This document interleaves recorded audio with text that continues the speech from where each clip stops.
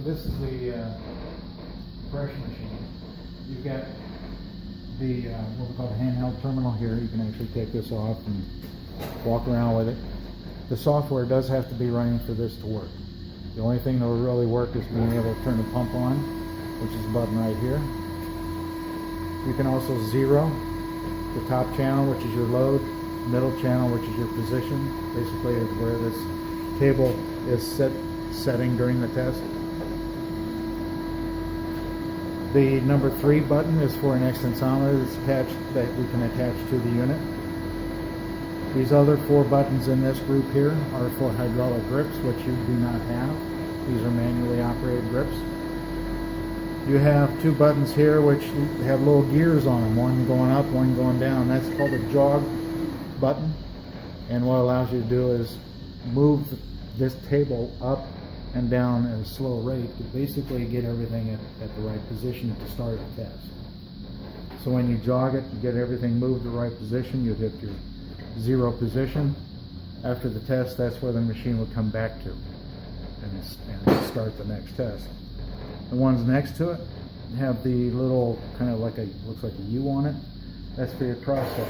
So you move your cross set up, move cross set down. During the test, this stays stationary. It's the table that moves up, which also moves the head to give you your tensor.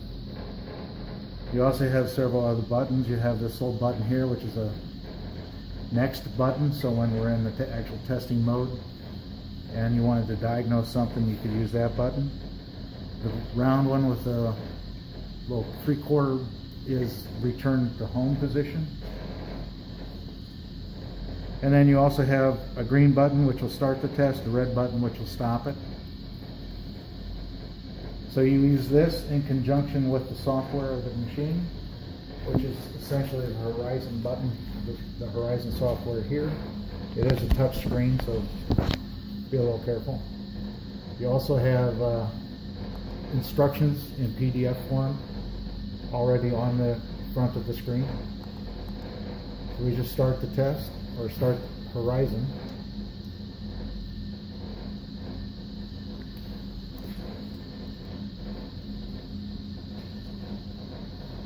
Okay. It will come up in a locked mode, so you really won't be able to get past this part of the program. All you can do is select what program you're going to run. On this side is what we call the VMC, Virtual Machine Control, which mimics the same thing you see over here on this side. Same type buttons, same type functions. You can start the pump down here, there. You can also home it, and all the other functions same as the handheld.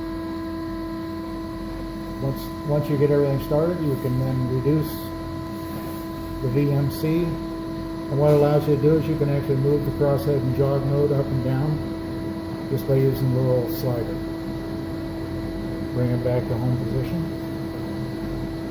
This screen right now is set up for weld tensile test down here at the bottom. Down here at the bottom, we say weld tensile test. So if you're actually going to pull things apart, we're going to have to change the tooling. But I want to use the bend test. So all I have to do is come over here to tab options, click it, and then it will come down to method. Click there, and then you'll be able to see weld bend test. So you're going to click that. We're going to stay in single mode, and then we're going to just say OK, and it'll bring up everything typically used for a weld bend test. So we're all set. It has pulled everything in. You're going to be looking at force versus extension. Also in the metric, so you see force versus millimeters, newtons versus millimeters. And then all you do basically is fill in your class information, your student name, the instructor,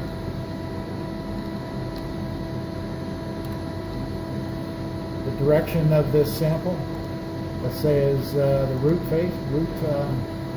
test. You can then also bring your crosshead down a little bit closer.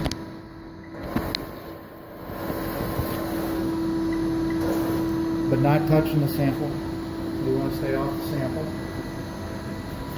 We're just about at zero load. So if I press the little yellow button, that'll also zero it on the screen here. We're zeroed on position. We're ready to go. All you have to do is press the green button here.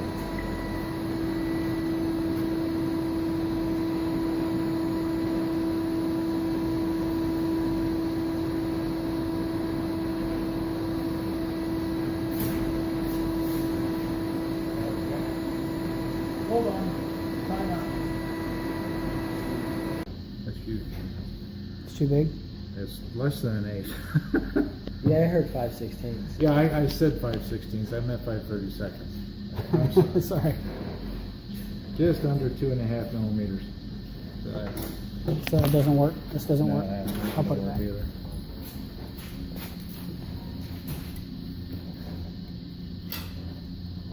No, when they do weld testing, they don't give a thing about all they want to make sure is it doesn't break in the weld. Right, So the and look at it when physical it's done, property- yeah. Physical properties doesn't mean much. Mm-hmm. Which seems amazing. Seems like it should, it seems like they should, and that's why they're making them take this class, because it is important. Yeah. If you heat something up too long, everybody knows it's tempering something. Well, you quench it, then you heat it back up again, right? Yeah, well, If you do it. and everybody calls it tempering, even if you don't quench it. You know, if something's too hard, you can't bend it. You warm it up, and that softens it. Mm-hmm. Yeah. Is that still Okay. too big? Okay, I have no idea what I'm doing. I'm sorry. This is. That's not gonna work either? It's pretty easier to take this guy too.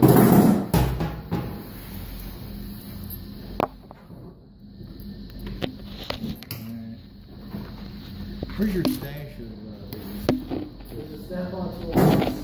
You go in the long lap. I'll show you where it is.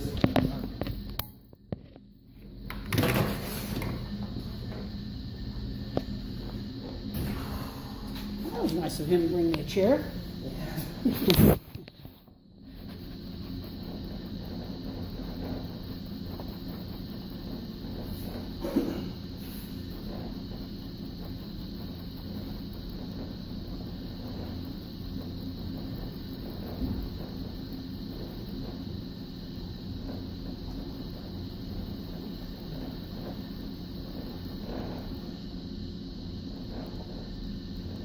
I think I'm gonna buy one of these and put it in my garage. They're only like $8K. $8,000 for all that. Or maybe it's more. I don't know. I think You'd it's. think it'd be more. Because that thing will jump off the floor pulling tensils that are dead. It really probably should Really? be bolt. Should be bolted down. Sam and Dane probably in there. I'll let you sit here.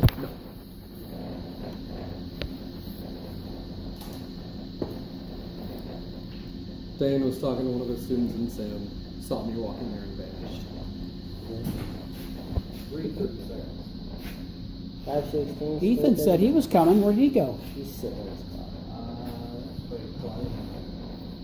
I called him. Can somebody text him? Can you text him? Say, come to class? I'll tell him. Richard said to come to class.